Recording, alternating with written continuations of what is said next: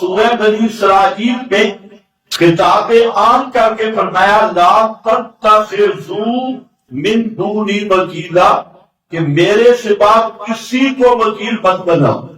لا تتخذوا من دونی وکیلا، کہ میرے سوا کسی پہ بھروسہ اور توکل مت کرو. حتیٰ کہ امام الانبیاء صلی اللہ علیہ وسلم سے بھی اعلان کروا دیا گیا کہ مجھ پہ بھی توکل نہیں کرنا، اور میں یہ میری شان بھی نہیں کہ مجھ پہ توکل کیا جائے اور میں تمہارے امور کا وکیل بن جاؤں. یہ امام الانبیاء حضرت محمد رسول اللہ صلی اللہ علیہ وسلم کی شان بھی نہیں. اس کی وجہ کہ توکل کہتے کس کو ہیں؟ توکل کا معنی یہ ہے کہ اسباب استعمال کر کے اسباب کا نتیجہ اللہ پہ چھوڑنا. اسباب کو استعمال کرنا ہے لیکن اسباب کو مؤثر نہیں سمجھنا، اور اسباب کی کوئی جو شرعاً مشروع اسباب ہے ان کو استعمال کر کے اس کا نتیجہ کیا ہوتا ہے؟ مافوق الاسباب. اور یہی وہ تصرف مافوق الاسباب ہے، اس کا نتیجہ اللہ پر چھوڑنا، یہی توکل ہے. بعض لوگوں نے توکل کا معنی سمجھا ہے تعقل. تعقل کا معنی یہ ہے کہ اسباب استعمال کیے جائے. اور ایک آدمی روٹی کھائی گئی، کمرے میں بند ہے، اب کہتے ہیں میں متوکل ہوں، اگر قسمت میں ہوئی تو پیٹ میں خود بخود آ جائے. منہ میں نوالا ڈالا لیکن چباتے ہی نہیں، نگلتے ہی نہیں. یہ توکل نہیں ہے، یہ تعقل ہے. تعقل کا معنی اسباب کو چھوڑ دینا، اور یہ زندگی ہے، یہ ایمان نہیں ہے. ایمان کا تقاضا توکل، یعنی اللہ نے جو اسباب مقرر کیے ان اسباب کو استعمال کر کے اس کا نتیجہ اللہ پہ چھوڑنا، یہ توکل ہے. اور توکل کی حقیقت سمجھنے سے یہ مسئلہ بالکل سامنے واضح ہو جاتا ہے کہ ما تحت اسباب کیا چیز ہے اور ما فوق اسباب کیا چیز ہے. تو توکل کا تعلق اس کے ساتھ ہے ما فوق اسباب. یہ وہ نتیجہ ہوتا ہے جس میں اسباب نہیں ہوتے. مثال کے طور پہ اللہ تعالیٰ نے سبب بنایا کہ روٹی کھائیں گے تو بھوک ختم ہوگی، پانی پیئیں گے پیاس ختم ہوگی، لیکن روٹی بھوک مٹانے والی نہیں، پانی پیاس بجھانے والا نہیں. پانی سبب ہے پیاس بجھانے کا، روٹی سبب ہے بھوک ختم کرنے کا، دوائی سبب ہے شفا کا. شفا دینا یہ صرف اللہ کے قبضہ میں ہے، بھوک مٹانا یہ صرف اللہ کے قبضہ میں ہے، پیاس بجھانا یہ صرف اللہ کے قبضہ میں ہے. اسباب میں کوئی تاثیر نہیں، کوئی اثر نہیں. یہ اسباب اللہ نے خود بنائے ہیں اور ان کا ربط جوڑ دیا ہے مسببات کے ساتھ.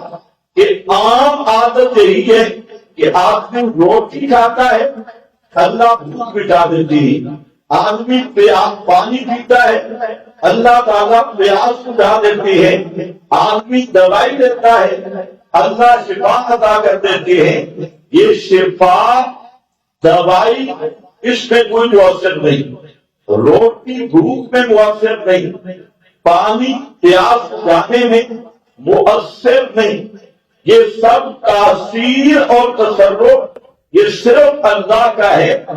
اس عقیدے کا نام توکل ہے اور ان کاموں کو اللہ تعالیٰ کے ساتھ صاف سمجھنا اسی کا نام توحید ہے.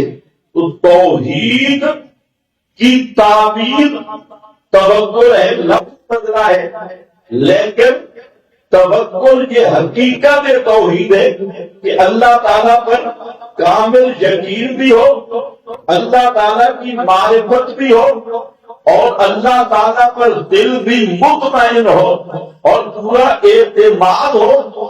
یہی ایمان کی حقیقت ہے، یہی توحید کی حقیقت ہے، اور یہی توکل کی حقیقت ہے۔ اس لیے اس معاملہ میں جب یہ عقیدہ بن گیا کہ بگڑی بنانے والا صرف اللہ ہے، اسباب یہ بگڑی بنانے والے نہیں، ان میں کوئی تاثیر نہیں، اور اگر اسباب میں تاثیر کا عقیدہ بن گیا، حافظ ابن کثیر رحمۃ اللہ علیہ نے کسی تشریح میں لکھا کہ ایک آدمی نے بکسیں رکھی ہوئی ہے، اور برتن کس کے لیے رکھی جاتی ہے؟ راکھی کے لیے، چوکی داری کے لیے، کہ یہ وہ پرندہ ہے کہ دشمن کو دیکھ کے آواز نکالتا ہے، اجنبی کو دیکھ کے آواز نکالتا ہے، تو اس کا ظاہری سبب راکھی ہے اور چوکی داری ہے، تو یہ رچنا بالکل جائز ہے، اسباب ہے۔ لیکن حافظ ابن کثیر فرماتے ہیں کہ اگر ایک آدمی کا یہ نظریہ اور ذہن بن گیا کہ بطخ ہوگی تو گھر کی حفاظت ہوگی، اور اگر بطخ نہیں تو پھر گھر کی حفاظت بھی نہیں، چور آئیں گے، ڈاکو آئیں گے، اور گھر محفوظ نہیں رہے گا، تو حافظ صاحب فرماتے ہیں یہ آدمی بھی مشرک ہے،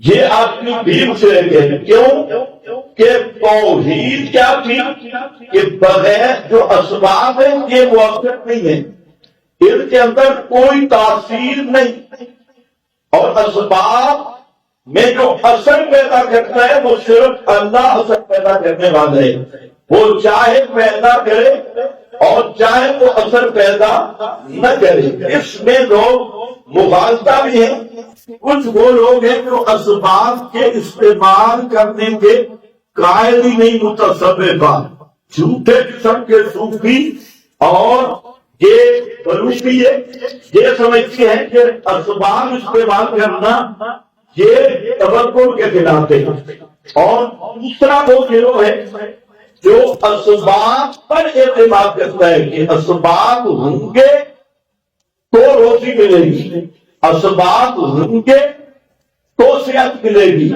اسباب ہوں گے تو فلاں، یعنی اسباب میں غلو کیا اور اسباب کو الوہیت کا مقام دے دیا، ان میں تاثیر باندھنے لگا، تو اب یہ آدمی مباحث نہیں رہا، یہ اسباب کو استعمال کرتے ہوئے بھی مشرک ہو گئی ہے۔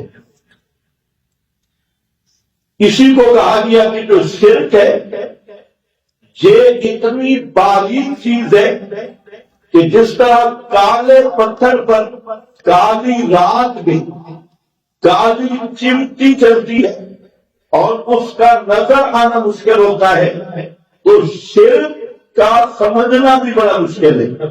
اس سے بھی زیادہ شرک باریک اور دقیق چیز ہے، اس لیے ہر وقت اپنے اعمال کا آدمی مطالعہ کرے اور اپنے دل کا مطالعہ کرے کہ میرا دل مخلوق کے ساتھ لگا ہوا ہے یا میرا دل اللہ کے ساتھ لگے، اور یہی وہ معیار ہے عبودیت خالصہ کا اور اللہ کے بندہ ہونے کا، کہ ہر وقت اپنے دل کا یہ کہ میرے دل کا تعلق کس کے ساتھ ہے، مخلوق کے ساتھ ہے یا اللہ کے ساتھ ہے۔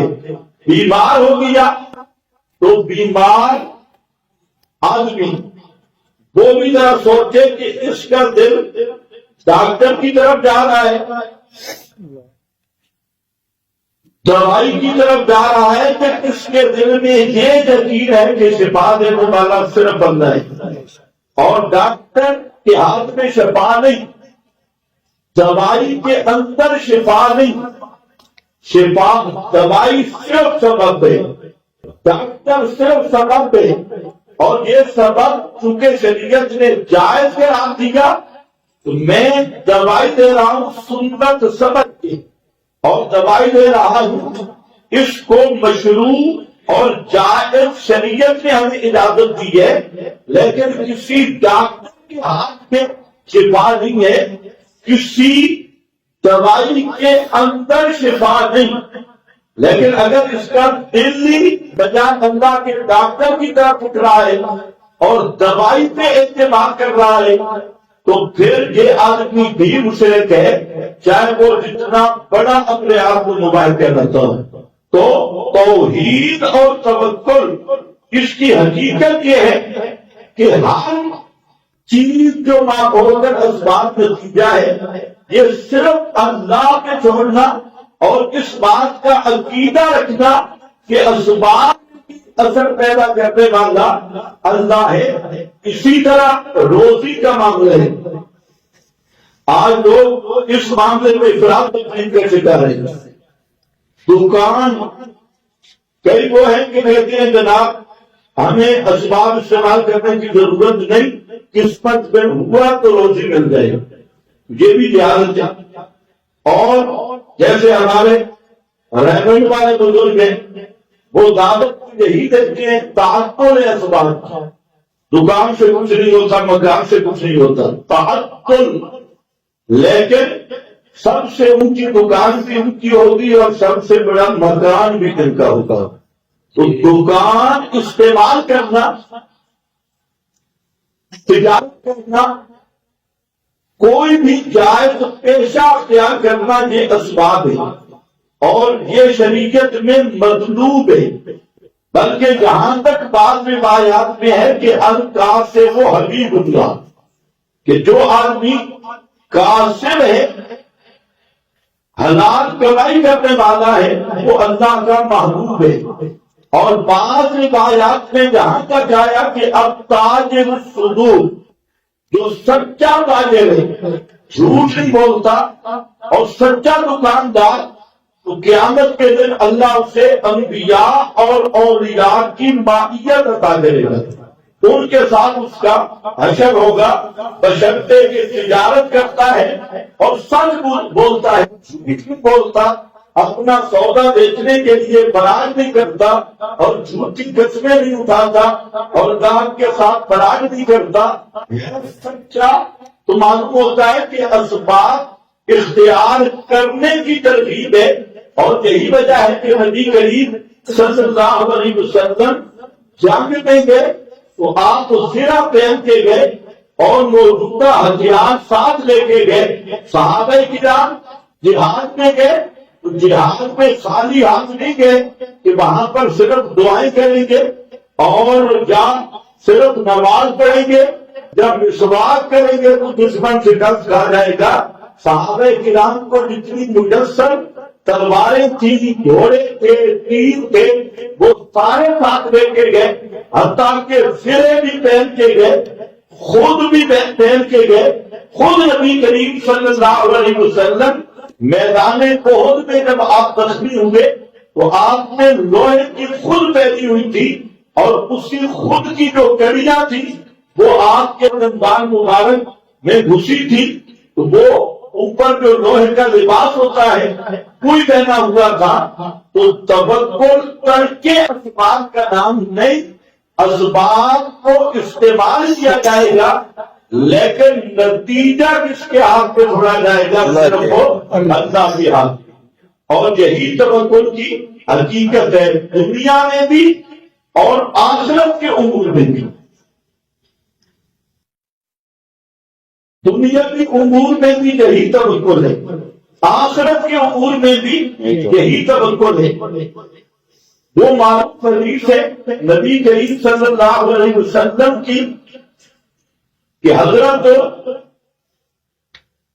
ابو ہریرہ رضی اللہ تعالی عنہ کو آپ صلی اللہ علیہ وسلم نے بھیجا اپنے نالین دے کر اور جوتے مبارک دے کر اور فرمایا کہ جا بعد جو آدمی تجھے ملے اسے اعلان کر کے آپ کہ من کان لا الہ الا اللہ مستحق کے نن پہ قلبی، جس آدمی نے لا الہ الا اللہ سمجھ کے یقین کے ساتھ مانا، سمجھ کے مانا، صرف کلمہ پڑھنا کمال نہیں، لا الہ الا اللہ کو سمجھا مستحق کے نن اور پھر اس پہ یقین کیا، داخل الجنہ، وہ آدمی سیدھا جنت میں رہے گا۔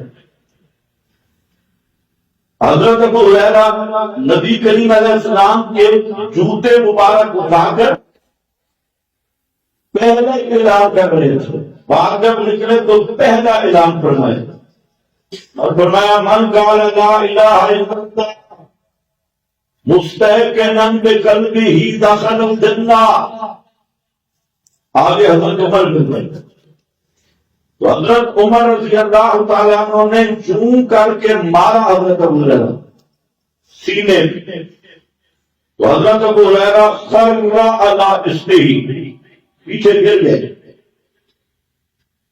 تو حضرت ابو ہریرہ نے فرمایا یہ کیا اعلان ہے؟ حضرت عمر نے پوچھا یہ کون سا اعلان کر رہا ہے؟ حضرت ابو ہریرہ ڈرے بھی صحیح اور وہ جوتے دکھائے، یہ نبی کریم علیہ السلام کے نالین نے آج تمہیں مجھے اس اعلان کے لیے بھیجا ہے۔ حضرت عمر نے ترنت پیچھے جا تو اس وقت غیر مقلد کوئی پیدا ہوتا ہے، یہ بلکہ وکٹوریہ کے دور میں پیدا ہوتا ہے، ورنہ انہوں نے کیا کہنا تھا؟ صریح حدیث کا انکار کیا، صریح حدیث کی وجہ سے مارا۔ نبی کریم علیہ السلام نے حضرت ابو ہریرہ کو بھیجا اعلان کر کے آؤ، اور حضرت عمر مار رہی۔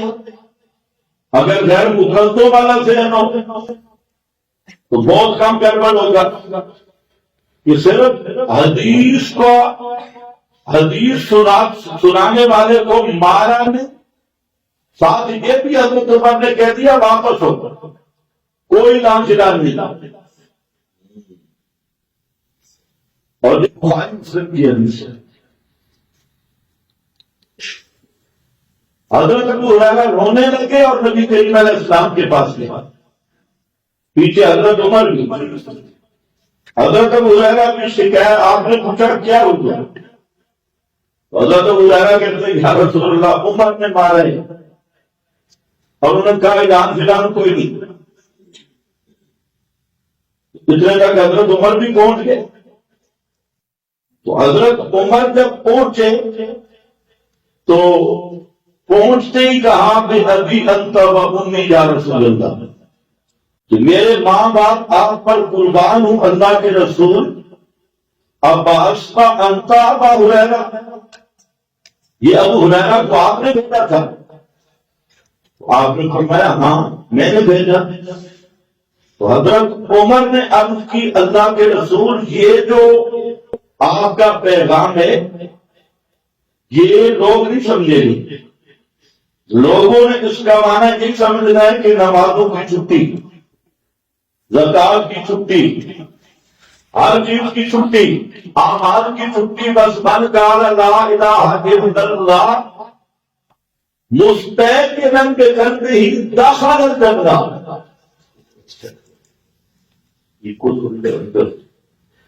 داخل الجنہ، تو اس حدیث کو لوگ نہیں سمجھیں گے، توجہ میری طرف رہے، اس لیے آپ میری عرض یہ ہے کہ آپ یہ اعلان نہ کریں۔ خلقہم یعملون، آپ چھوڑ دیں لوگوں کو یہ عمل کرتے رہیں۔ یعملون مطلب یہ تھا کہ یہ جو حدیث ہے اس کو لوگوں نے سمجھنا نہیں، اس حدیث میں اصل کیا چیز تھی؟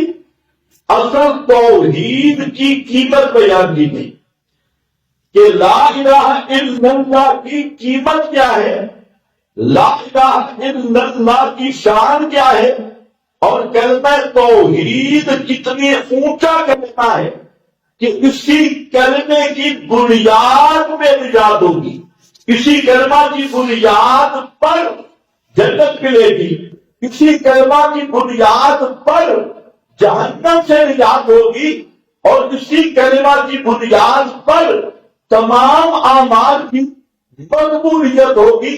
تو اصل حدیث کا مقصد یہ تھا، حدیث کا مقصد یہ نہیں تھا کہ جو صرف لا الہ الا اللہ کہیں گے، نمازیں چھوڑ دیں، زکاتیں چھوڑ دیں اور گناہ نہ چھوڑیں، زنا کرے، ڈاکہ کرے، مارے، چوری کرے تو وہ داخل الجنہ سیدھا جنت میں جائے گا، نہیں۔ حدیث کا مقصد یہ تھا کہ لا الہ الا اللہ کی شان یہ ہے کہ جو اس کو سمجھ کے مان لے تو وہ اس کے لیے یہ ذریعہ بن جاتا ہے جس کا جنت کا شرط ہے کہ موت بھی اسی پہ ہے، اور موت تب اسی پہ آئے گی کہ زندگی اسی پہ گزرے۔ لا الہ الا اللہ پہ زندگی گزرے تو نماز عملی صورت ہے لا الہ الا اللہ کو یقین سے ماننے کی، زکات عملی صورت ہے لا الہ الا اللہ کو یقین سے ماننے کی، اور جتنے اعمال صالحہ ہیں یہ عملی صورتیں ہیں لا الہ الا اللہ کو یقین سے ماننے کی، اور اللہ کی نافرمانیوں سے بچنا یہ وفاداری ہے لا الہ الا اللہ کے ساتھ، کیونکہ لا الہ الا اللہ ایک عہد ہے، اور اس کا مطلب یہ ہے کہ اللہ کے سوا کوئی حاجت روا، کوئی سمیع فوق الاسباب، کوئی علیم فوق الاسباب نہیں۔ یہ منشور آپ نے پوری زندگی اسی پہ اور اس پہ چلنے کے لیے جو میرے سامنے نمونہ ہے وہ ہے محمد الرسول اللہ، طرز زندگی محمد الرسول اللہ، اور مقصود زندگی لا الہ الا اللہ۔ تو حدیث کا مقصد یہ تھا، تو حضرت عمر نے عرض کی اللہ کے محبوب خلدہم، چھوڑ دینے، یعملون، یہ عمل کرتے رہے۔ تو نبی کریم صلی اللہ علیہ وسلم نے فاروق اعظم کی اس بات کو سن کر اپنی حدیث سے رجوع فرمایا اور فرمایا فاروق تیری بات ٹھیک ہے۔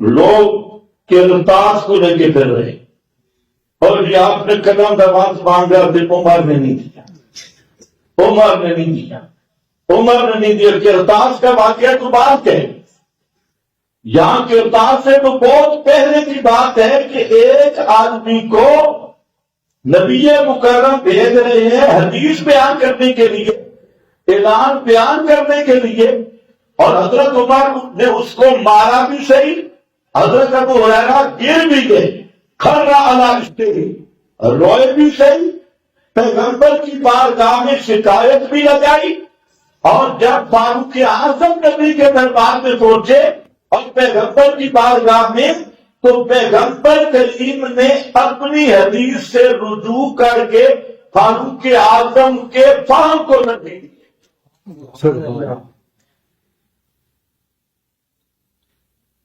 اب کسی کا معدہ خراب ہو یا دماغ خراب ہو تو اسے منٹل اسپتال میں داخل کرانا چاہیے۔ وجہ یہ ہے کہ اس نے عمر کو سمجھا ہی نہیں۔ عمر وہ ہے جن کو پیغمبر نے فرمایا محدث وحادث الامہ، اور عمر وہ ہے جس کو پیغمبر نے فرمایا لو کان بعدی نبی لکان عمر، اگر میرے پاس کوئی نبی ہونا ہوتا، لیکن لفظ کیا آیا لو کانا، کیا لفظ ہے؟ لو کو یاد کر لو، لو وہاں آتا ہے جہاں کچھ ہوتا نہیں، لو وہاں آتا ہے جہاں کوئی چیز ہو سکتی نہیں۔ لو کانا بعدی نبی، اگر میرے بعد کسی کو نبوت ملنا ہوتی تو کون ہوتا وہ؟ عمر۔ کون ہوتا وہ؟ عمر۔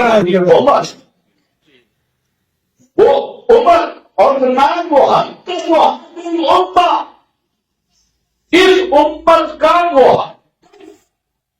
محدث کس کو کہتے ہیں؟ کہ جس کے دل میں اللہ القا کرتا ہے، جس کے دل میں اللہ کی طرف سے الہام ہوتا ہے، القاء ہوتا ہے، اور جو منشا خداوندی ہو اللہ خود اس آدمی کے دل میں ڈالتا ہے، وہی نبی پر آتی ہے۔ لیکن القاء اور الہام یہ محدث کے دل میں آتا ہے۔ یہی وجہ ہے کہ کئی مقام قرآن کے ایسے ہیں کہ حضرت عمر زمین پہ بولے ہیں، اللہ نے قرآن میں ان کی تصدیق فرمائی۔ سبحان اللہ۔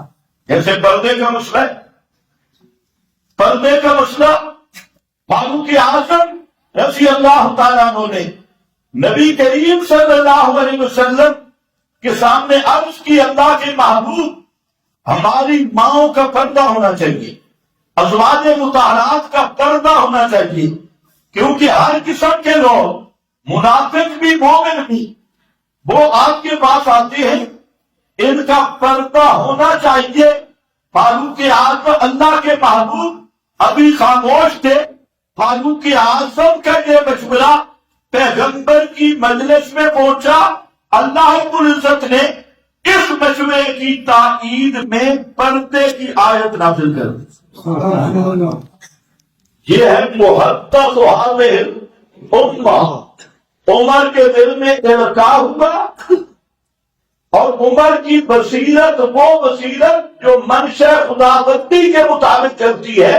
اسی لیے نبی کریم صلی اللہ علیہ وسلم نے فرمایا کہ خواب میں، پیغمبر کا خواب بھی وہی ہوتا ہے، خواب میں مجھے دودھ پیش کیا گیا، میں نے وہ دودھ پیا، اور جب میں سیر ہو گیا تو وہ دودھ میں نے عمر کو دے دیا، اور حضرت عمر نے بھی خوب سیر ہو کے پیا۔ بات سمجھنے والی ہے۔ پھر پیغمبر کریم نے خود اپنے خواب کی تعبیر بتائی کہ یہ دودھ کیا تھا، یہ علم تھا نبوت والا، یہ نبوت والا علم تھا۔ تو پیغمبر کریم نے سیر ہو کے پیا، اور جو بچ گیا وہ کس کے حصہ میں آیا، اور وہ حضرت فاروق اعظم کے حصہ میں آئے۔ تو دیکھو بندی کو کیا پتا فاروق اعظم کی شان کا، ہاں، یا ٹیکسی ڈرائیور کو کیا پتا بیٹھ کے بگ بگ کرنا، اور عمر نے کرتاس نہیں دی، کاغذ قلم کتاب فلاں نہیں دیا، فلاں نہیں دیا، میں نے کہا تو ٹیکسی چلا، تو اپنا کرایہ وصول کر، تو بھنگ پی، حدید پی، چرسی بنگی، تجھے کیا پتا فاروق اعظم کی عظمت کا۔ فاروق اعظم وہ ہے جو اس امت کا محدث ہے، اور فاروق اعظم وہ ہے کہ اللہ بھی فاروق اعظم کی تائید میں قرآن نازل کرتا ہے، اور پیغمبر فاروق اعظم کی تائید میں اپنی حدیث کو واپس لے لیتے ہیں، اور فہم فاروق کو نافذ کر دیتی ہے۔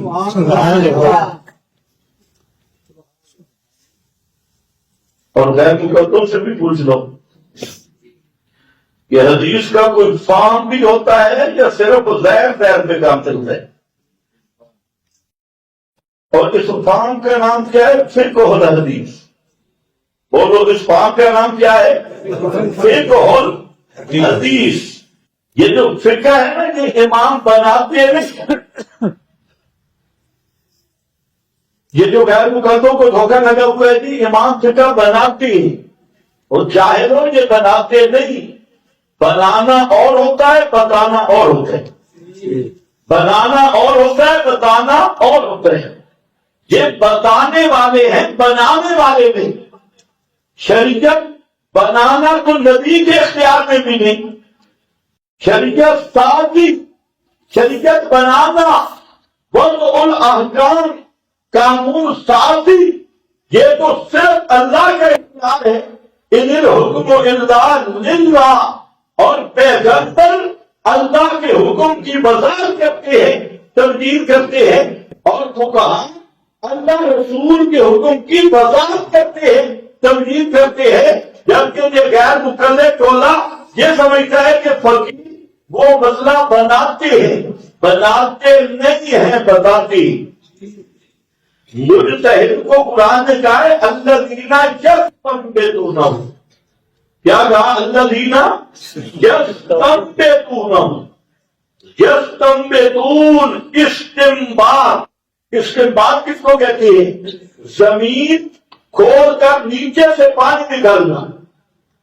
اب ذرا آپ بتائیں کہ جو زمین کھود کر نیچے پانی ہوتا ہے یہ زمین کھودنے والے بناتے ہیں یا پانی پہلے موجود ہوتا ہے؟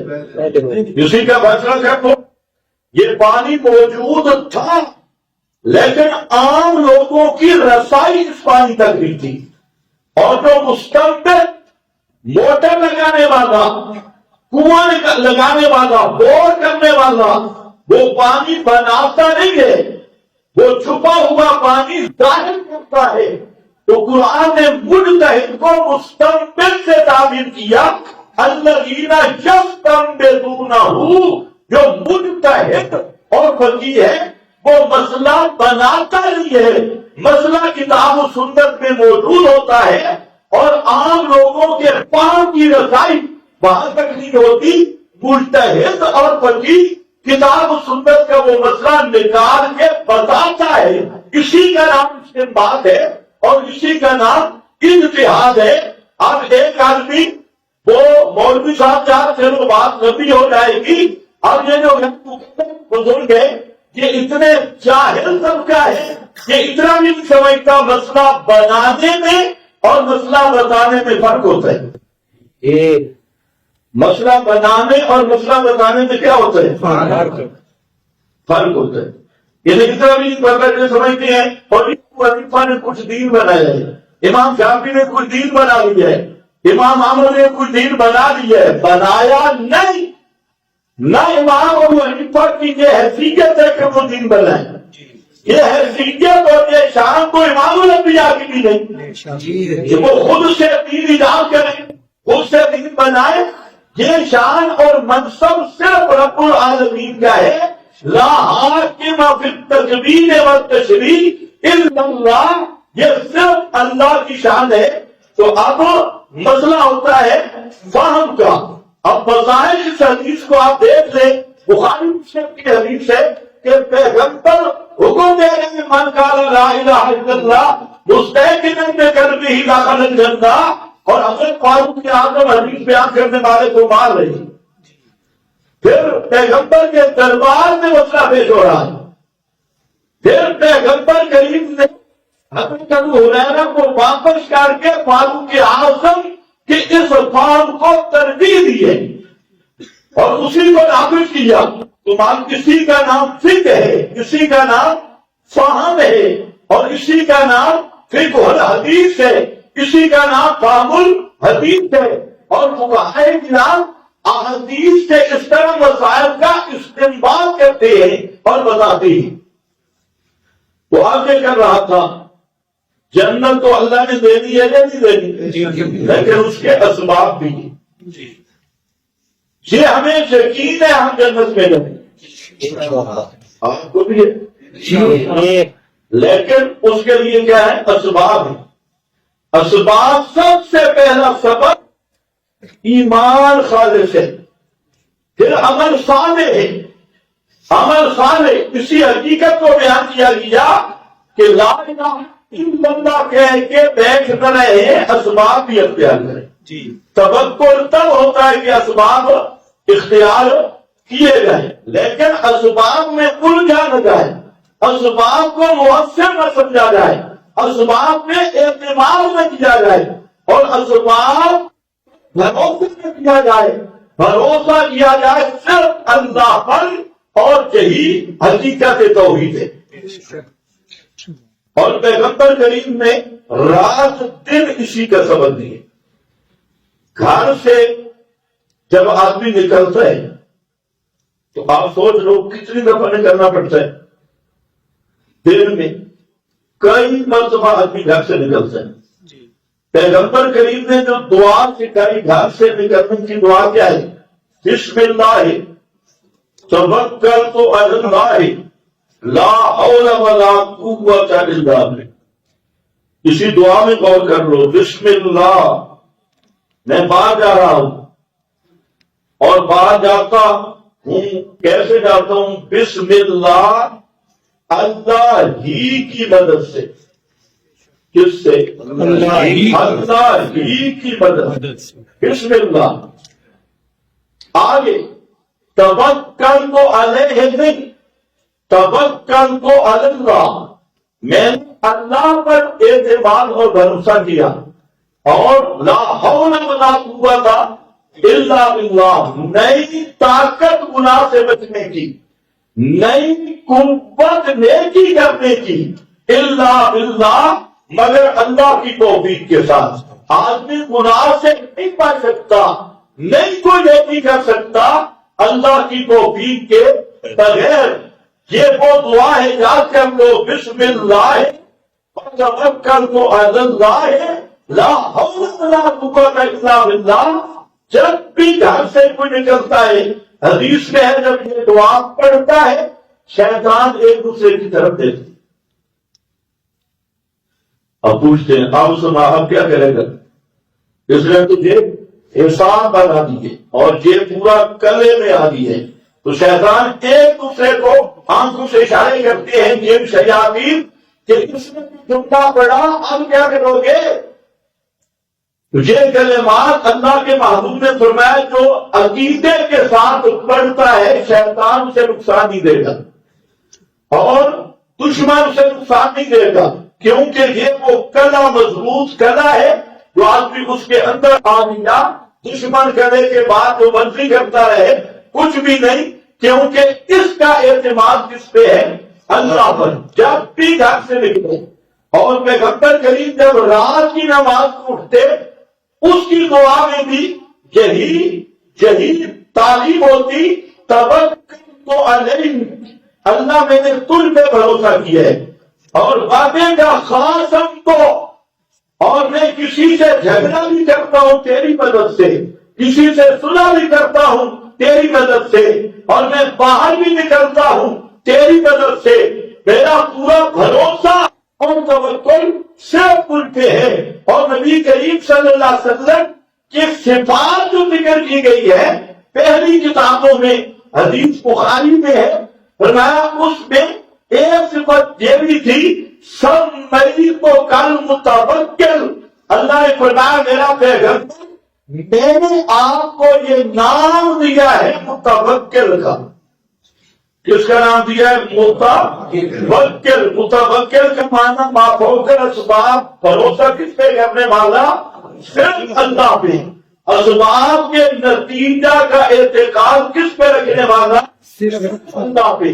تو سمیت کل متوکل، میں نے تیرا نام متوکل رکھ دیا، اور یہی وجہ ہے آخری بات کہ نبی کریم صلی اللہ علیہ وسلم فرماتی ہے کہ مجھے ایک منظر دکھایا گیا اور اس منظر میں میں نے دیکھا سواد عظیم۔ پہلا منظر لمبی حدیث سے میں نے انبیاء کو دیکھا، یہ خواب کا واقعہ ہے۔ تو 5 انبیاء وہ تھے کہ جن کے ساتھ ایک امتی تھا، بعض وہ تھے رجلان جن کے ساتھ 2 امتی تھے، ساری زندگی محنت کی، ایک آدمی نے مسئلہ مانا، ساری زندگی محنت کی، 2 آدمیوں نے مسئلہ مانا۔ آج کل لوگ کہتے ہیں مولویوں کے بعد میں تاثیر نہیں ہے، نبیوں کے بعد میں بھی نہیں تھی۔ حضرت نوح نے 950 سال محنت کی، بیٹے نے بھی مسئلہ نہیں مانا، بیوی نے بھی نہیں مانا، 40 کے قریب آدمیوں نے مسئلہ مانا۔ تو داعی حق کا کام ہے اپنی محنت جاری رکھے، کوئی مانے یا نہ مانے اس کو اجر ضرور ملے گا۔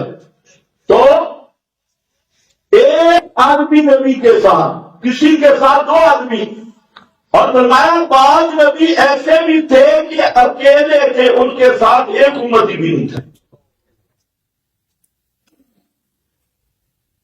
دیکھا ایک بہت بڑی جماعت، میں نے سمجھا شاید یہ میری امت ہے، مجھے کہا گیا نہیں، یہ موسیٰ کی امت ہے۔ پھر میں نے ایک جماعت دیکھی جس نے آسمان کو بھرا ہوا تھا، یہ خواب کا منظر ہے، اور بہت بڑی جماعت تھی۔ مجھے کہا گیا یہ آپ کی امت ہے، اور ان میں 70,000 وہ آدمی ہیں، اور دوسری حدیث میں کہ 70,000 اور ہر ایک کے ساتھ 70,000 ایک ایک کے ساتھ 70,000 آگے خود کیلکولیٹر لگا دینا۔ اور ویسے 70,000 کہ یہ جو جملہ ہے کہ کثرت کے لیے ہزاروں کی تعداد میں ایسے لوگ بھی ہوں گے جو بغیر حساب اور بغیر عذاب کے جنت میں جائیں گے۔ عذاب بھی نہیں ہوگا، حساب بھی نہیں ہوگا، بغیر حساب کے رہیں، بغیر حساب کے، بلا حساب بلا عذاب ہے۔ بس آپ نے یہ حدیث فرمائی اور گھر پہ سیکھتے ہیں۔ صحابہ کرام غور کرنے لگے فقہ اور حدیث پہ، حدیث کو سمجھنے میں کہ یہ کون لوگ ہیں جو بغیر حساب کتاب عذاب کے جنت میں جا رہے ہیں، کوئی حساب کتاب بھی نہیں۔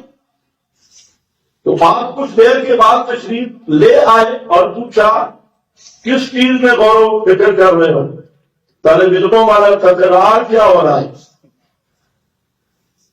تو صحابہ نے عرض کی کہ ہم سوچ رہے ہیں کہ یہ جو آپ نے فرمایا بغیر حساب کتاب کے جنت میں جائیں گے، یہ کون لوگ ہوں گے؟ اب آپ نے فرمایا سنو، یہ لوگ ہوں گے الذین لا یسترقون ولا یتطیرون، یہ لوگ ہوں گے پیروں سے بچنے والے۔ لا یسترقون، یہ جو نقلی عامل اور نقلی پیر بھاں کرتے ہیں، اور یہ ان سے جہاں علماء کو سمجھنے کے لیے استفعال ہے، اور استفعال کا معنی کہ یہ جھاڑ پھونک کے پیچھے پڑتے ہوں گے، جھاڑ پھونک کے پیچھے پڑتے ہوں گے۔ ویسے شرع دم جو ہے وہ اور چیز ہے، اور جب پر پورا کا معنی یہ جھاڑ پھونکوں کے پیچھے پڑتے ہوں گے۔ ان کا یقین جھاڑوں اور پھونکوں پہ نہیں ہوگا، اور یہ بدفعلیاں بھی نہیں کرتے ہوں گے۔ بدفعلیاں نا بدفعلیاں نحوست کا نظریہ، اور نحوست کا یہ کہ کوئی نقصان ہو گیا تو وہ میری سواری میں نحوست ہے، مکان میں نحوست ہے۔ اگر ایک آدمی مشینری کا کام کر رہا ہے، کوئی نقصان ہوا تو کیا کرتے ہیں؟ لوہا بچہ نہیں، یہ لوہے میں وہ نحوست آ گئی۔ اسی طرح یہ جا رہا ہے، صبح سامنے بلی آ گئی، صبح دکان پہ جا رہا تھا، بلی کو لے کر واپس ہوا، کیونکہ آج دن نحوست ٹکرے، بلی ٹکر گئی، آج کوئی نفع نہیں ہوگا۔ اسی طرح مغرب کے بعد جھاڑو نہیں دینا، نہیں تو گھر میں نحوست آ جائے گی۔ اور اسی طریقہ سے بچہ پیدا ہوا، ساتھ لوہے رکھ چھڑا رکھا ہوا ہے، مکان بنایا اور ان پر ارب روپیہ کوٹھی پہ لگایا ملک صاحب نے، اور اوپر کٹوی رکھی ہوئی، کٹوی، کالی کٹوی، کیوں؟ نظر نہ لگ جائے۔ یہ کالی کٹوی، تو جس کا دل بھی کالا کٹوا ہے، اور اس نے وہ کالی کٹوی ہندو دیوتی کو پوجتا ہے، یہ کٹوی رکھی ہوئی ہے، اونی بہترین نئی گاڑی دی، اور وہاں پیچھے دیکھو تو پرانی جوتی لٹکی، گاڑی کے پیچھے پرانی جوتی لٹکائیں گے، کیوں؟ نظر نہ ہوتا ہے یا نہیں ہوتا؟ نظر نہ لگ جائے۔ اسی طرح بیوی میں حسن سمجھنا، بیوی آ گئی، شادی کی، حالات ٹھیک نہیں ہے، کیا کہا؟ جب سے تو آئی ہے نا نحوست پڑ گئی، تو کوئی منحوس ہی ہے۔ تو بیوی میں حسن سمجھنا، جب سے اس مکان میں آئے نحوست پڑ گئی، اور اس طرح نحوست کے جو نظریات ہیں اس کو کہتے ہیں بدفعلی، بدفالیاں لینا اور نحوست سمجھنا چیزوں میں کہ اس چیز میں نحوست ہے، اس میں نحوست ہے. پیغمبر نے فرمایا لا تجارت فی الاسلام، اسلام میں یہ نحوست کا نظریہ ہے ہی نہیں. اور آج ہندوؤں کے ساتھ مل کے اس امت میں سارا وہ کام، اور اس میں آگے رات کو یہ کام نہ کرو نحوست پڑ جائے گی، دن کو یہ کام نہ کرو نحوست پڑ جائے گی، فلانے سے ملو نہیں نحوست پڑ جائے گی، اور اسی طرح فلانے درخت کے قریب میں جاؤ نحوست پڑ جائے گی. اور شادی ہوئی تو اب دلہا صاحب کے ساتھ ایک لوہے کی لاٹھی والا پھر رہا ہے، جن پکڑ لی لوہے کی لاٹھی جو تو جن قریب نہیں آئیں گے. اور جب یہی دلہا صاحب یہ اسلام آباد کی گلیوں میں غیر محرم لڑکیوں کو دیکھنے جاتا تھا تو جن سوئے ہوئے تھے. اس وقت کوئی جن وغیرہ اس کے قریب نہیں جا سکتا. اور آج اس کا نکاح ہو رہا ہے، حقدار کی بیوی گھر آ رہی ہے، سارے دن اٹھ گئے. اب لوہے والی لاٹھی روکے گی تو یہ ہے لا یتطیرون لا یسترقون. یہ وہ لوگ ہوں گے جو جھاڑ پھونک کے پیچھے نہیں پھریں گے، تعویذ ٹونے ٹوٹکوں کے پیچھے نہیں پھریں گے، اور جھاڑ پھونک والوں میں ان کا اعتماد بھی نہیں ہوگا، اور ایسی دکانوں پہ بھی نہیں جائیں گے جو عاملوں کی دکانیں ہیں اور وہ جلدی پشتی ہے بھی آسمان کے بیٹھے ہیں بے ایمان. فرمایا ان کے قریب بھی نہیں جائیں گے. اور دوسرا کہ لا یتطیرون، یہ لا یتطیرون یہ محفوظ لفظ ہے. بعض راویوں نے یا تھوڑی گڑبڑ کی، انہوں نے لا یتدابون نقل کیا، حالانکہ لا یتدابون غیر محفوظ لفظ ہے. اصل لفظ ہے لا یتطیرون لا یسترقون لا یتطیرون، وہ جھاڑ پھونک سے بچیں گے. اور دوسرا بدفالیوں سے، کیا لفظ ہے؟ اور بدفالیوں کا معنی سمجھ کے جاؤ، چیزوں میں نحوست سمجھنے سے. کسی وقت کو منحوس نہیں سمجھیں گے، کسی چیز کو منحوس نہیں سمجھیں گے، کسی کاروبار کو منحوس نہیں سمجھیں گے، مشینری کو کوئی بھی نحوست کے تصور سے بچیں گے کہ مخلوق میں نحوست ہے. کسی مخلوق میں بھی یتوکلون علی ربہم یتوکلون علی ربہم، وہ بھروسہ کریں گے صرف اپنے رب پر.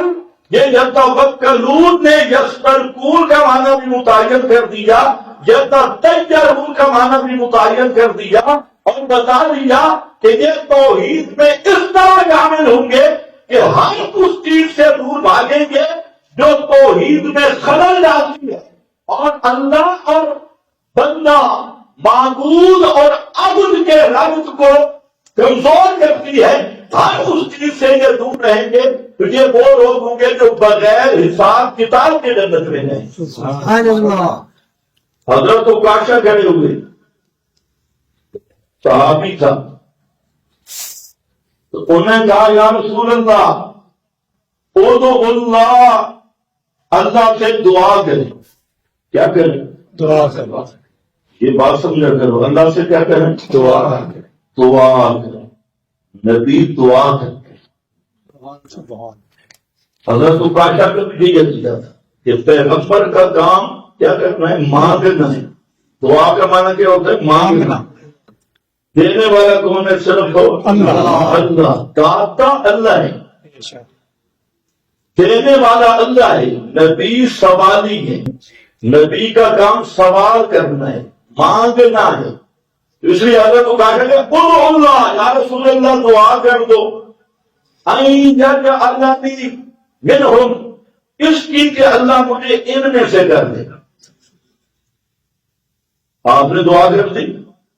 ایک اور آدمی اٹھا، کہا آخر، اس نے کہا یا رسول اللہ میرے لیے بھی دعا کرو. آپ نے فرمایا بس صحابہ کا عکاشہ سب کر گیا. تو عکاشہ صحابی بھی انہی میں سے. آپ نے دعا کی تو حاصل کیا نکلا کہ توکل کا معنی میں نے بیان کیا، اور مجاہدین اور مومنین کاملین کہ صفات یہ ہے علی ربہم یتوکلون کہ وہ جائز اسباب استعمال کرتی ہے، لیکن اسباب پہ اعتماد نہیں ہوتا، اسباب پہ بھروسہ نہیں ہوتا، اسباب پہ تاثیر نہیں سمجھتے، بلکہ ان کے دل لگا ہوتا ہے اپنے رب کے ساتھ، اور دل کا اعتماد اور سچا اعتماد صرف اللہ پہ ہوتا ہے، اور عقیدہ یہ ہوتا ہے کہ لا معطی الا اللہ ولا مانع الا اللہ ولا نافع الا اللہ ولا ضار الا اللہ لا الہ الا اللہ وآخر دعوانا